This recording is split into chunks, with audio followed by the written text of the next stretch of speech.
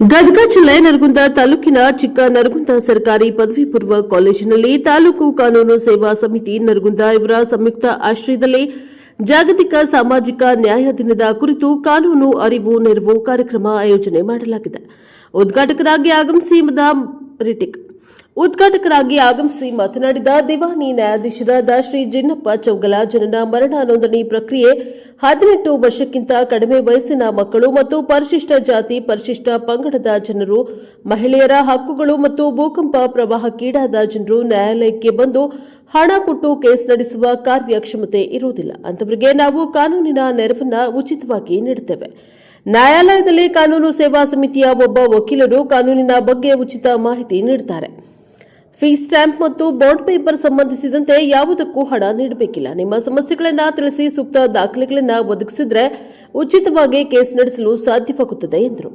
ನಂತರ ಮಾತನಾಡಿದ ವಕೀಲರಾದ ಶ್ರೀ ಕೆಎಸ್ ಹೂಲಿ, ವಿಶ್ವಸಂಸ್ಥೆಯ ಮೂಲ ಉದ್ದೇಶದನ್ವಯ ಫೆಬ್ರವರಿ 20ರಂದು ಜಾಗತಿಕ ಸಾಮಾಜಿಕ ನ್ಯಾಯ ದಿನಾಚರಣೆಯಾಗಿ ಆಚರಿಸಲಾಗುತ್ತಿದ್ದು, ಅದರ ಅಂಗವಾಗಿ ಸಾಮಾಜಿಕ ಪಿಡುಗುಗಳನ್ನು ಹೋಗಲಾಡಿಸುವ ನಿಟ್ಟಿನಲ್ಲಿ ಸುಂದರ ಸಮಾಜ ನಿರ್ಮಾಣ ಮಾಡಲು ಸಾಮಾಜಿಕ ನ್ಯಾಯ ಅವಶ್ಯವಾಗಿದೆ ಎಂದರು. ಈ ಸಂದರ್ಭದಲ್ಲಿ ಆತ್ಮಾನಂದ ನಾಯ್ಕರ, ನರಗುಂದ ಪೊಲೀಸ್ ಠಾಣೆಯ ಮುಖ್ಯಪೇದೆ ಶ್ರೀಮತಿ RN ಕಡಿಯವರ್ ಮತ್ತು ಪ್ರಾಚಾರ್ಯರಾದ S ಇಂದಿರಾಣಿ ಹಾಗೂ ಉಪನ್ಯಾಸಕರಾದ ಫಕೀರೇಶ್ ಅಂಗಡಿ, ಮುತ್ತು ಹಿರೇಮಠ, ವೀರೇಶ್, ಬಸಮ್ಮ, ಚೈತ್ರ, ಪ್ರೇಮ, ರಕ್ಷಿತಾ, ವಿದ್ಯಾ, ಕಿಶೋರ್, ಸಂತೋಷ್, ದೇವಾನಂದ ಮುಂತಾದವರು ಉಪಸ್ಥಿತರಿದ್ದರು. Bureau report Chandrashekhar Gowda Patil, Prajabhava TV, Naragund. ಇದೇ ಗ್ರಾಮದ ವ್ಯಕ್ತಿಯಾದಂಥ ವಕೀಲರಾದಂಥ ಪೊಲೀಸರವರೇ, ನಮ್ಮ ನರಗುಂದ ಪೊಲೀಸ್ ಠಾಣೆಯ ಮುಖ್ಯಪೇದೆಯಾದಂಥ ಕಡಿಯವರ್ ಮೇಡಮ್ ಅವರೇ, ಹೈಸ್ಕೂಲ್ ಹೆಡ್ ಮಾಸ್ಟರ್ ಆದಂಥ ರೋಹಿನ್ ಕುರ್ತಕಟ್ಟಿ ಮೇಡಮ್ ಅವರೇ, ಈ ಕಾಲೇಜಿನ ಉಪನ್ಯಾಸಕರೇ ಹಾಗೂ ಮುದ್ದು ವಿದ್ಯಾರ್ಥಿಗಳೇ, ಇದರ ನಾವು ಕಾನೂನು ಅರಿವು ಮತ್ತು ನೆರವಿನ ಕುರಿತು ಈ ಕಾರ್ಯಕ್ರಮ ಹಮ್ಮಿಕೊಂಡಿದ್ದೀವಿ.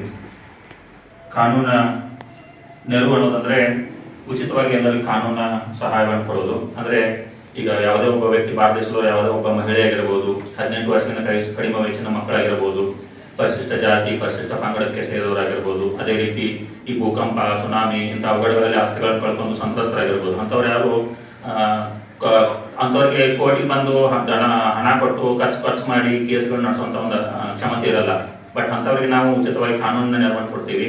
ಅವ್ರು ಮಾಡಬೇಕಾಗೋದಷ್ಟೇ, ನಮ್ಮ ತಾಲೂಕು ಅಂದರೆ ನ್ಯಾಯಾಲಯದಲ್ಲಿ ತಾಲೂಕು ಕಾನೂನು ಸೇವಾ ಸಮಿತಿ ಅಂತ ಒಂದು ಕಚೇರಿ ಇರುತ್ತೆ.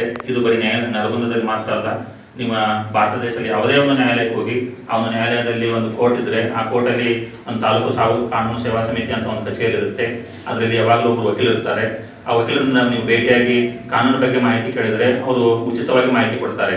ಅಲ್ಲಿ ಯಾವುದೇ ಒಂದು ವಕೀಲ ಫೀ ಇರಲ್ಲ, ಕೋರ್ಟ್ ಫೀ ಇರಲ್ಲ, ಸ್ಟಾಂಪ್ ಇರಲ್ಲ, ಬಾಂಡ್ ಇರಲ್ಲ, ಏನು ₹1 ಕೂಡ ನಿಮ್ಮಿಂದ ಅವ್ರು ತಗೊಳ್ಳಲ್ಲ. ಅದೆಲ್ಲ ಕೂಡ ಉಚಿತವಾಗಿರುತ್ತೆ. ಅವ್ರನ್ನ ನೀವು ಭೇಟಿಯಾಗಿ ನಿಮ್ಗೆ ಏನು ತೊಂದರೆ ಇದೆ, ಯಾವ ಆಸ್ತಿ ಕುರಿತು ತೊಂದರೆ ಇದೆ, ಯಾವ ವ್ಯಕ್ತಿಯಿಂದ ಕುರಿತು ನಿಮ್ಗೆ ಏನಾದ್ರು ತೊಂದರೆ ಆಗ್ತಾ ಇದೆ, ಅವ್ರನ್ನ ನೀವು ಹೇಳಿದ್ರೆ ಅವ್ರ ಬಗ್ಗೆ ನೀವು ವಿಚಾರ ಮಾಡಿದ್ರೆ ಅವ್ರು ಯಾವ ಕಾನೂನುಗಳಲ್ಲಿ ಅವ್ರು ನಿಮ್ಗೆ ಪರಿಹಾರ ಕೊಡಬಹುದು ಅಂಥದ್ರೆಲ್ಲ ಅವರು ವಿಚಾರಣೆ ಮಾಡಿ ಅಭ್ಯಾಸ ಮಾಡಿ ನಿಮಗೆ ಮಾಹಿತಿಯನ್ನು ಕೊಡ್ತಾರೆ.